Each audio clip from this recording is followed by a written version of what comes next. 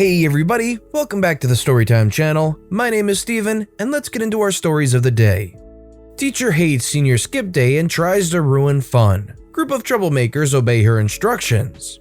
My dad and I were talking about our respective days in high school, and he shared how he and his buddies got back at their grouchy old math teacher, Mrs. Schaefer. According to Dad, Mrs. Schaefer was the best teacher he had ever had, and he and his buddies gave her endless grief, including using the phone in the classroom to pull a prank on another one of their pals. However, she took things way too seriously. She was stern, strict, and was the kind of person who could never take a joke. Everything had to be done exactly right. Of course, Dad and his buddies, being teenagers, saw her as someone who could use livening up and gained reputations as class clowns. He told me that Mrs. Schaefer probably thought he and his friends were going to be criminal masterminds or something. Every year at this high school, they'd have senior skip day, which every senior looked forward to because, hey, it's a day away from school. Mrs. Schaefer, in her grouchiness, detested senior skip day and decided to ruin everyone's fun during my dad's senior year. To this day, Dad swears that she picked that year because of the shenanigans he and his pals got into. She announced that there would be a test on this day. Not only that, but anyone who skipped the test because of senior skip day would get a 0, which would affect their grade average. Dad, who had a scholarship lined up at his dream school, was mad. If he missed the test, his grade average would be affected, risking his scholarship. However, he had been waiting every day for 4 years for senior skip day. So he and his buddies came up with a plan and gave Mrs. Schaefer the most grief she had ever had in her entire life. Senior skip day rolls around. Dad and his buddies went to play golf early in the day as their test was scheduled in the afternoon. Once they finished their game, they hurried to the school, not even bothering to change out of their golfing clothes. However, this became a big problem. One Dad admitted he and his friends didn't think of. For those who don't know anything about golf shoes have little cleats, spikes on the soles to help grip on rough terrain. However, wearing them and walking on tile floors is a bad idea. One of them was smart and took off his cleats, but the rest of them were stubborn and insisted on trying to get to Mrs. Schaefer's room in their cleats, which was on the second floor and on the other side of the building. They were slipping, sliding around, grabbing the walls, and laughing so hard. Everyone poked their heads out of the classrooms and were confused at the sight of these 4 guys trying to walk to their classroom in their golf cleats.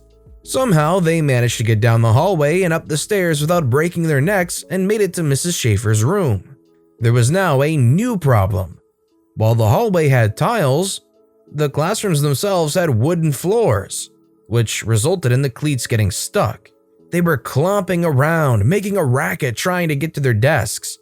Everyone else in the classroom looked up and laughed so hard. Everyone, that is, except Mrs. Schaefer. She was beet red and looking like she was going to drop dead of a heart attack at the sight of these 4 idiots, as my dad put it, clomping into the room, dressed for a round of golf and laughing as if they had heard the best joke in the world. Mrs. Schaefer yelled, "What are you doing?" and pointed to the once perfect wooden floor, which now had holes in them. Dad, who had calmed down enough, shrugged his shoulders and said, "We had time between rounds of golf to take the test, so here we are." Mrs. Schaefer, realizing that they did show up to take the test as she told them, and that her own ploy to get back at them had backfired, calmly told them to take their seats and gave their tests to them, glowering at them the whole time. When they were done, they clumped back out before slipping and sliding around to catch their next tea time. At least Mrs. Schaefer was fair. Dad passed the test and kept his scholarship. To this day, those holes are still in the wooden floors. So let's make this a little fun. If you had that time during the first half of the day to do whatever you want with your friends before going and taking the test, what is it that you would be doing? Let me know in the comment section down below. You can have a drink, but only out of these tiny cones. Close to a decade ago, I got my first job as a dishwasher at my local Pizza Hut during college. It was a chill place to work, my managers were good people, but as these stories tend to go, the cool GM went on to pursue a career as a car salesman, and a new witch of a woman was brought in to replace him. She was universally hated by everyone. And when she eventually quit, the entire staff working that shift stopped what they were doing and cheered. Only one person felt bad to see her leave. While she was there, she basically made it her mission to make everyone's life heck. Most of it I could deal with, but there was one thing that I was stubborn on. My entire employment, I'd keep a medium-sized drink cup in the back with me, out of the way. She did not approve of this, however. I tend to need a lot of fluids throughout the day compared to others. Nothing medical, just always have been that way. We had some cone-shaped cups worth about 1 gulp per fill, but those were a good walk away from me, and I'd usually need at least 3 trips over there per hour of at least 5 refills each on these pathetic cups. Since they were cones, they'd fall if you tried to keep them standing. I got tired of this and eventually started maliciously complying. First, I would take 3 washed glasses and arrange them together with a paper cup in the middle. At least I'd have a quick drink nearby, even if it wasn't much. I was still using the cone after all. This was not acceptable, of course. I was told that I had to go up front and not keep the cups with me. So I did that, except I suddenly tended to be much thirstier than usual and upped the number of trips and refills massively. Put together, I was probably spending at least 5 minutes out of a busy hour away from my station drinking. This went on for about 2 weeks, my speed declined significantly, and I was backed up a lot more than usual. The dishwashing machine had trouble keeping up with the rush as it was. If it wasn't running constantly, I was losing a lot of time. Eventually, she caved. I was able to keep a drink in the back where I could fulfill a basic human need comfortably without compromising my work. Not the most fantastic thing off of this sub, but a victory I was proud of. If my memory of that time wasn't so hazy, I'd have a ton more stories to tell. Malicious compliance was a common weapon in my arsenal with this manager.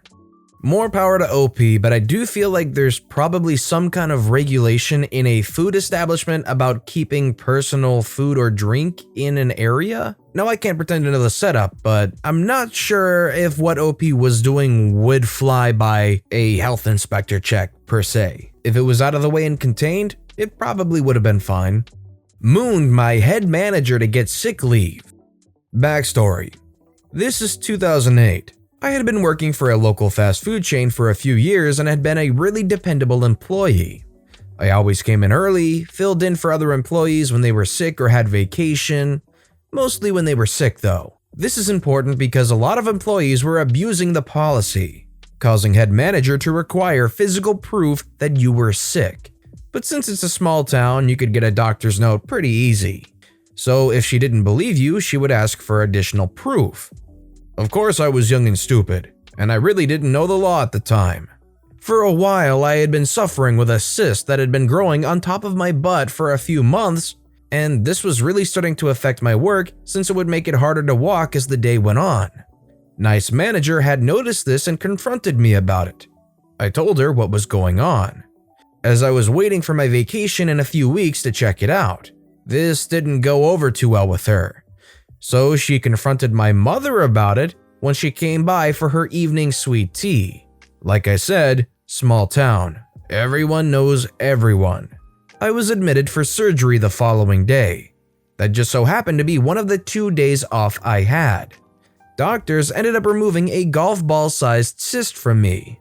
Also released later that day and was given very strict orders not to do any lifting for the entire time I had the stitches in. And I was to be out of work for 3 weeks. The next day, I needed to go to work and hand in my doctor's note and collect my paycheck since it was payday. My mother had to take me, since I was on painkillers and unable to sit, much less drive. I hobbled into the building in a pretty good amount of pain since any movement from the waist down hurt, then asked to see head manager. She yelled from the back for me to come to her office. I could tell she was not in a good mood from her tone. I slowly make my way to her office. Once I get there, she hands me my check and I hand her my doctor's excuse. She reads it and flips. "What do you mean you are out for 3 weeks? It was a really big cyst and the doctor said I had to take it easy." I'm getting kind of irritated and lightheaded at this point due to the pain and the meds. "Well, you look like you can move around pretty well right now. I even have you on the schedule to work tomorrow." "I'm sorry, but I really can't do that." "Prove to me that you can't." Trust me, you don't want to. I said prove it. Okay. I then proceed to turn around, bend over, and pull my shorts down, revealing a large blood-stained gauze. I hear head manager gasp in shock. Oh my god, okay, I believe you. Go home, she said as I was pulling my shorts up. I turned and looked at her before leaving, and she was as white as a ghost. Later on that night, I got a knock on my door. It was nice manager. She had came by to check on me and tell me about how head manager ran to the bathroom after I left and threw up. We both shared a good laugh after that. Head manager was replaced by nice manager 2 months later after the district manager fired her for some reason I never learned. Also, yes, I know it was irresponsible of me to let something like that go for months. Like I said, I was young and stupid at the time. It was actually good that they talked to their mother and got them to get the surgery right away because you don't want to delay a cyst and it was already golf ball sized. Secondly, I'm assuming head manager knew that they had a cyst removed because OP mentioned that it was a really big cyst, so why would she need proof? She got what she wanted. Won't be taught by a girl, so he got fired.